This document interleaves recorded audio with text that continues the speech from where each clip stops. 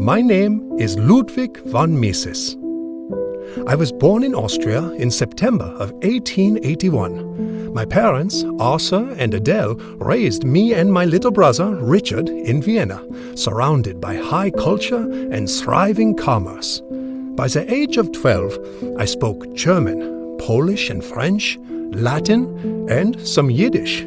But more than language, I was mesmerized by economics and fascinated by how wealth was created and destroyed.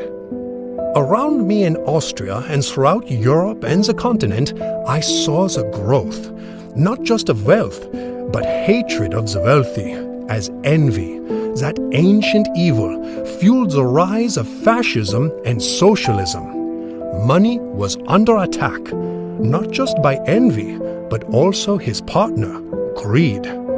I defended her with my first book, The Theory of Money and Credit, in which I warned that central banking would inflate her value. It was my opening salvo in what would be a lifelong war of ideas. But then, real-life war forced me to trade my pen for a gun. As an artillery officer on the front lines of World War I, I saw carnage on a scale unimaginable, killing millions, starving millions more. I saw firsthand not just the limits of central planning, but the hatred and madness that war unleashed. Humbled by defeat, immobilized in a hospital by my wounds, I decided to devote the rest of my life to defending civilization against the forces of government tyranny. I wrote Nation, State and Economy, defending free markets and free trade, and dooming my own career in the process. The University of Vienna closed its doors to me, calling me too classically liberal, too indefatigable, and too Jewish. To my mother, I wasn't Jewish enough, falling in love with Schicksa actress Margit.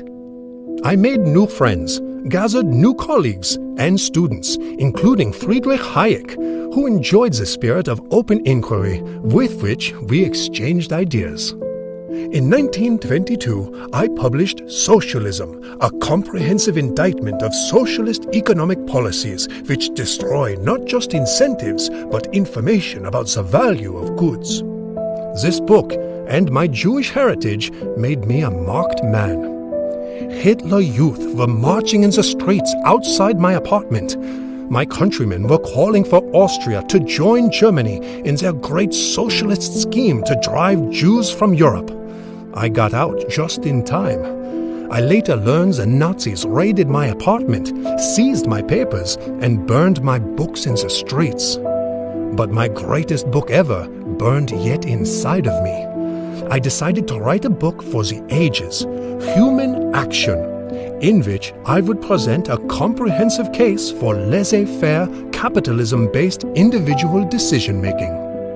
With my country now being consumed by National Socialism and all Europe and soon the world on the brink of war, I had a life or death decision to make myself.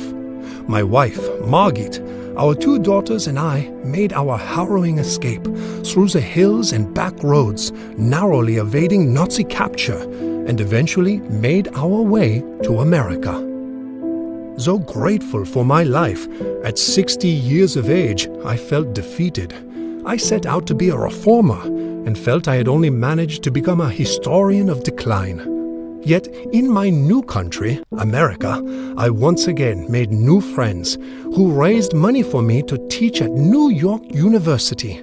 I attracted new students, including Murray Rothbard, George Reisman, and Leonard Reed. I wrote new books, including Omnipotent Government, a systematic refutation of the National Socialist doctrine. I wrote Bureaucracy, which made the case against big government and the administrative state. And finally, my friend Henry Hazlitt convinced me to translate my magnum opus, Human Action, into English.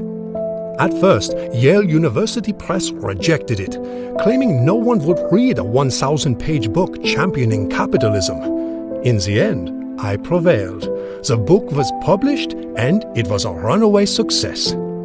Friends introduced me to another writer who defied publishers' expectations. Her name was Ayn Rand. Like me, she had also fled socialist dictatorship. Her novel, Atlas Shrugged, celebrated heroic entrepreneurs and creative individuals. As I wrote to her, Atlas Shrugged was not merely a novel. It is a cogent analysis of the evils that plague our society. I said she had the courage to tell the masses what no politician told them, that all the improvements in your conditions that you take for granted, you owe to the effort of men who are better than you. She was a fighter. I was a fighter. So, needless to say, we sometimes fought. But we never stopped fighting for the rights of the individual and against the forces of collectivism, of racism, of statism, rising once again to endanger society today. Ayn Rand and I, Lودویگ van Mises, may no longer walk among you, but we have never left you. And we have left to you the legacy of reason, individualism, liberty. That is now yours to defend. Read our work, discover that legacy, defend it, preserve it, deserve it.